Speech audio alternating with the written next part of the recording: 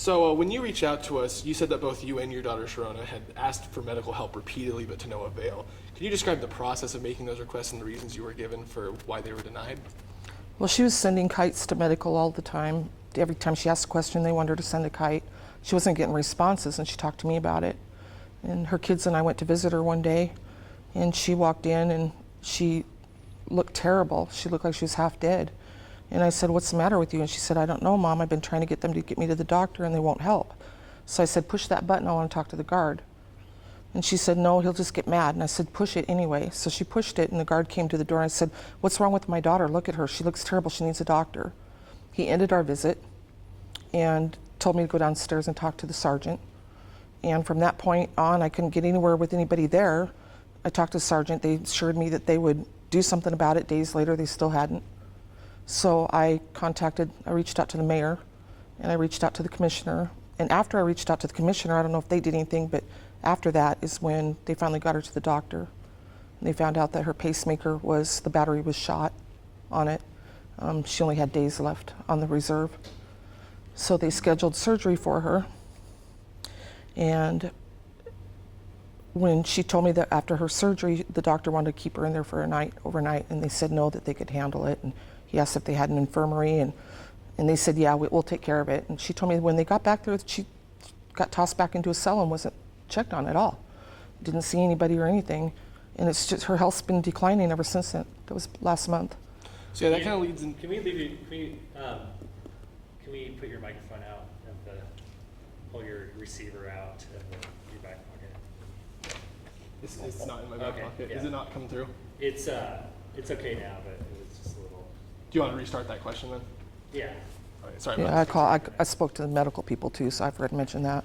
All right, so we good? Yeah.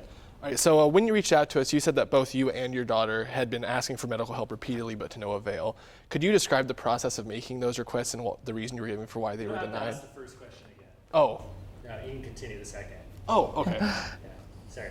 So kind of go off that. So when she was given surgery, you're saying that she wasn't giving any medical attention afterwards? That's what she told me, yeah. And I didn't see any evidence of it. She even had an allergic reaction at the site where they replaced her. They replaced the whole pacemaker, not just the battery. They put more leads in, bigger ones. And she was having problems with the site, and she asked for help with that there. And they looked at it through a window, and she was fine, and they said, and walked away. So they didn't do any testing for the allergic reaction, they just looked at it and thought it was fine? Right. All right, and so you said that the pacemaker had been dead. Did they say how long it had been dead for before she was given medical attention? No, they didn't, but it had to be for a while because she was already on the reserve of the battery. So that the battery was shot. So she was on the reserve already, and she told me she only had a few days left on it, is what the doctor told her, on the reserve. So they got her in right away and got her scheduled for surgery, and she went in. So. All right, and you said that you reached out to both the mayor and a commissioner to try to get some help done. Which commissioner was that? You know, I don't remember. I sent emails to a few of them because I wasn't sure which one it was. I don't remember. I'm not thinking real well today. All right, and when you reached out, you had brought up that she had made a written complaint about bullying or harassment from a guard. Could you just describe what was in that complaint? Yes, she wrote a complaint saying that he was spreading rumors and that he was mistreating her. He was discriminating against her. He was calling her names. And the answer came back from the sergeant that, well, you're just I can't remember the word he said, problematic inmate, and you're a pathological liar. There's no basis for this, and let it go at that. Didn't do anything on it. And she told me he'd been harassing her the whole time she's been there since October. And was that complaint, did you see any follow-up on that, or did that None. ever reach any higher ups? He flat out said he wasn't going any further with it in the complaint. He said that himself. He wrote it himself. So the guard that she was complaining about was the one that handled the complaint? No, the sergeant was. His sergeant was. And the sergeant said she was a pathological liar and it wasn't going any further. There was no basis for it. All right, and you said one time when you visited her before her death, she looked sick. Could you describe how she looked like? She couldn't walk straight without holding onto the walls. She was really dizzy. She was pale. She was bloated, swollen. Her face was broke out. I thought she was going to pass out. I really did. And her kids were scared. They said, "That's not Mom." And so that's why I got the guard in there right away and asked him, "What's wrong with my daughter? She needs to see a doctor." And I said, "She's got a pacemaker." And at that point, he said, I don't know, why don't you go talk to the sergeant about it? And he shut the door, and then he came back a couple minutes later and said, your visit's ended. They ended our visit early. So we didn't know if we'd see her again or not. She was in pretty bad shape. And how soon was this visit? How close was it to the day that she passed away? It's only been a couple weeks, a few weeks. It hasn't been very long at all. It was right before it's about a week or two before her surgery, because that's when I decided to do something about it when they wouldn't listen to me. I even spoke to the head of the medical department there, and she assured me that everything would be fine. She was looking into it, and they finally got her into surgery, but it was after I had to contact people. All right, and how close was her surgery to when she passed away? Less than a month. It was less than a month. Probably about 2 or 3 weeks.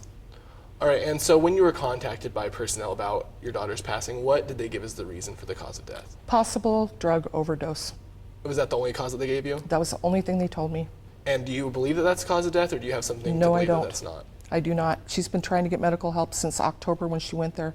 She was very sick. She had cancer, and she had Hashimoto's and some other things going on, and she was very sick, and she always has been kind of sickly, and she was on medications for it. They took her off a lot of the medications she was on, put her on different ones that weren't helping. She requested back to the old medications so many times.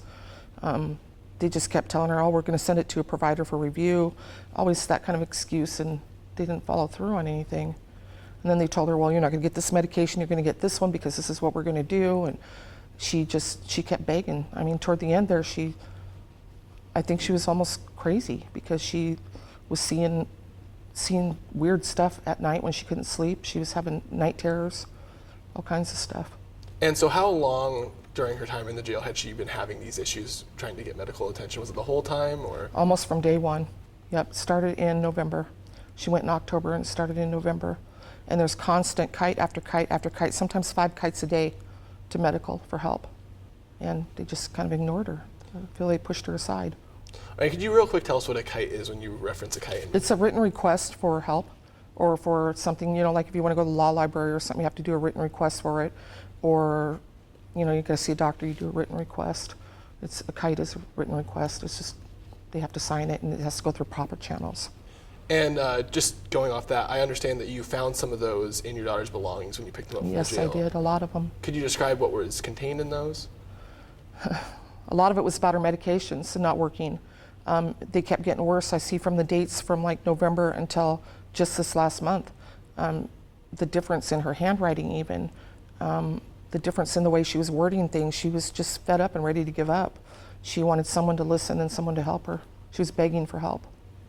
And did any of those say whether they were approved or denied? Most of them were just said going to a provider for review. And then other ones that they did, when she did see somebody, they said, well, this is what we're going to do, and basically it's too bad. This is what we're going to do, and you're not going to get the medication that you want that's been working, and we're going to do it our way. And she kept telling them, it doesn't work, it doesn't work. This has been working, I've been on it for years. Well, this doesn't work. They even said with one medication that they don't provide that medication, and she said, I can provide it, I just need it. And they still wouldn't do it. Right, and could you give us an estimate, or how many of those requests do you think were found in her belongings when you picked them up? Oh my goodness, I had a whole paper bag full of them. Hundreds. There had to be at least 200. Lots of them. All right, and have you been in contact with jail staff about the circumstances surrounding her passing since that happened? No, not really, because they kind of just gave me the phone number over to the medical examiner, and the medical examiner said that they did toxicology samples and they sent them out, but they're 5 to 10 months back on getting results back. So I won't know the cause of death for sure for 5 to 10 months. I still don't know any more than I did when they told me she died.